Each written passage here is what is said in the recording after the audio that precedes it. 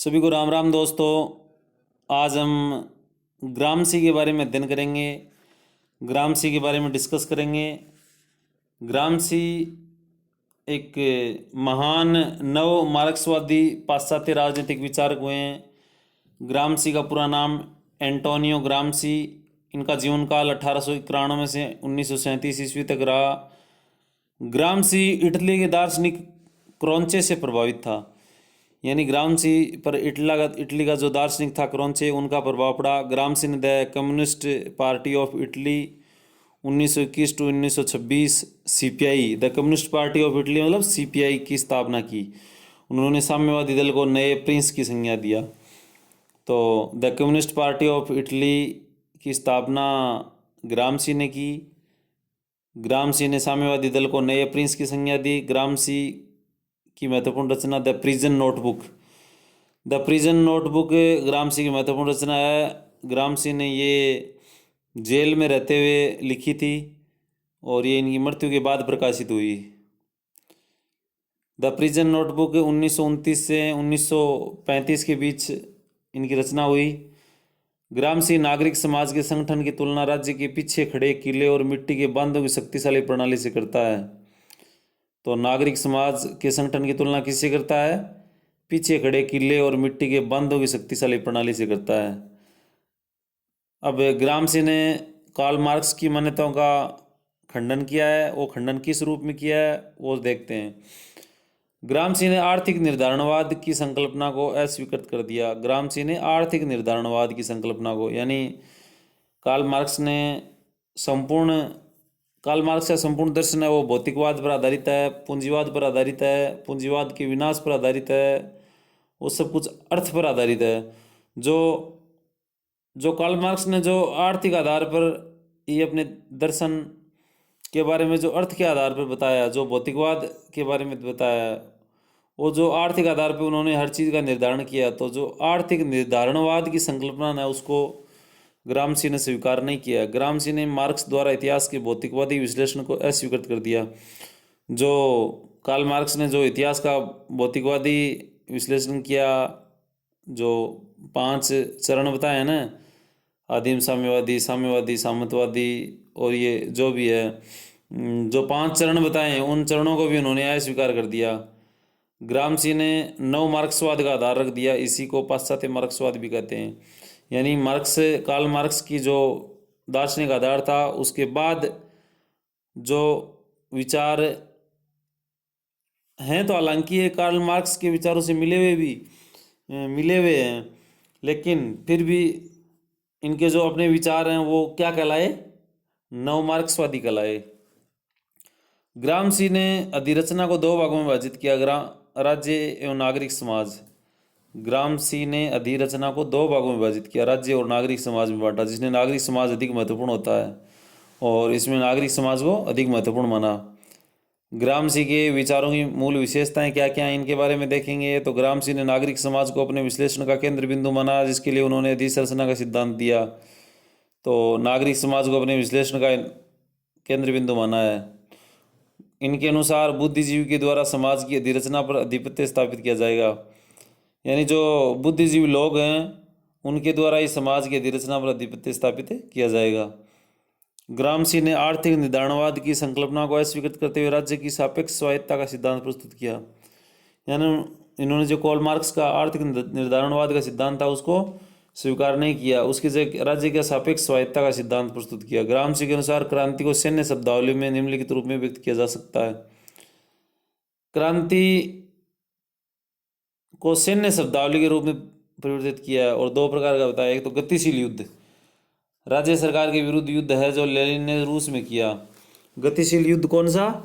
राज्य सरकार के विरुद्ध युद्ध जो लेनिन ने रूस में किया।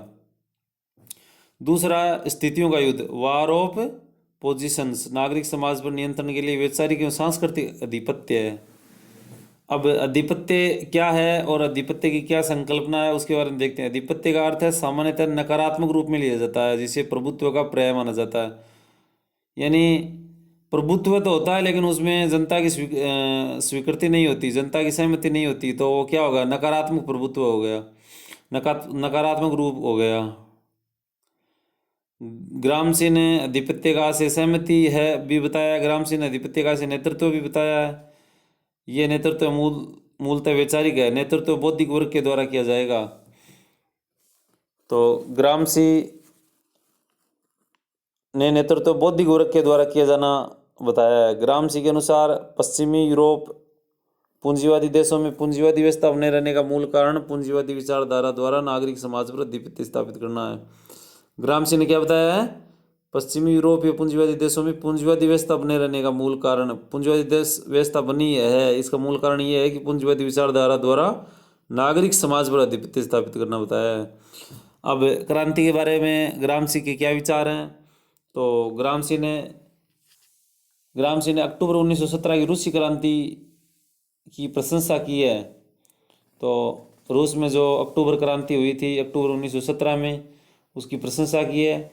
लेकिन उसने ये भी कहा है कि क्रांति का रूसी मॉडल पूंजीवादी देशों में लागू नहीं हो सकता, यानी उनका जो रूसी मॉडल है वो पूंजीवादी देशों में लागू नहीं हो सकता, क्योंकि रूस एक सामंतवादी और पिछड़ा समाज था। जबकि पश्चिमी पूंजीवादी देशों में नागरिक समाज ज़्यादा प्रभावशाली था तथा समाज एवं राज्य के मध्य का अंतर बहुत स्पष्ट है। ग्रामसी ने रूसी क्रांति को गतिशील युद्ध की उपमा दी है। ग्रामसी ने रूसी क्रांति को कौन से युद्ध की संज्ञा दी है? गतिशील युद्ध। यानी ग्रामसी ने रूसी क्रांति जो अक्टूबर 1917 में हुई उसको गतिशील युद्ध की संज्ञा दी है, जबकि उसके अनुसार पूंजीवादी देशों में स्थितियों के युद्ध की आवश्यकता है। यानी इन्होंने जो रूसी क्रांति हुई थी और 1917 में, उसके युद्ध को कौन सा युद्ध? गतिशील युद्ध की संज्ञा दी है, जबकि इस गतिशील युद्ध को पूंजीवादी देशों में लागू नहीं किया जा सकता। पूंजीवादी देशों में तो स्थितियों के युद्ध की आवश्यकता है।